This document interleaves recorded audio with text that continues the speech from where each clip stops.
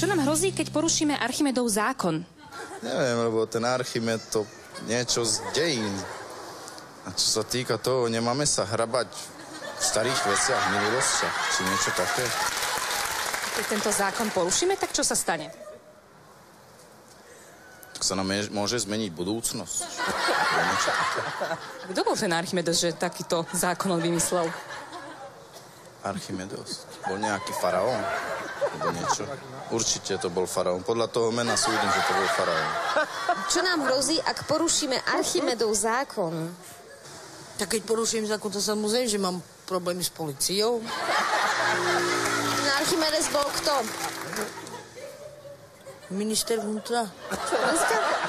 Slovenska, hej. Ešte žije? Hej. Pomyslíte na Kaníka? Čo nám hrozí, keď porušíme Archimedov zákon? Však Archimedes to bol ten, čo sa potopil do tej vane, nie? Zistil, že? Že voda nadnáša. Keď porušíme ten Archimedov zákon, čo sa stane? Sa utopíme.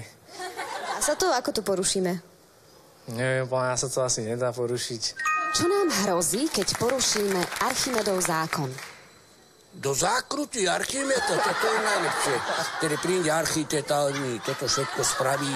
Tak ste to myslela? Skôr som myslela, o čom hovorí Archimedov zákon? O zákrutách. To je najlepšie. Pravo, ľavo, či mám ísť doprava, lebo dole, ale to...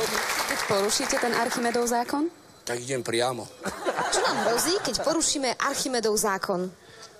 Archimedov zákon. Teleso ponoré do kovy nadakšované silou, ktorá sa rovná k váhe tekutín telesom vytlačené, alebo voda telesom vytlačená, čiže sa utopíme, no. Čo vám hrozí, keď porušíme Archimedov zákon? Keď porušíme, tak nás zavrú. Ako to vyzerá? Ako to vyzerá, keď porušíme Archimedov zákon? Čo vlastne urobíme? Zle robíme. Zle. Zabijeme ľudí. Otrhneme hlavu dole a za to nás zabijú ľudí. Poznáte vo fyzike teleso ponorené do kvapaliny je nadľahčované? Že ľudí chodia do vody, do kyseliny. Do kyseliny, to sú tí vrahy. Čo nám hrozí, keď porušíme Archimedov zákon? Archimedov zákon, keď porušíme, tak sa pravdepodobne utopíme. Pravda, v Archimedov zákone bola čo telese ponorené do vody, ktoré určitú tuto a tak ďalej, no. Takže by sme sa asi utopili, podľa mňa, ja neviem, no.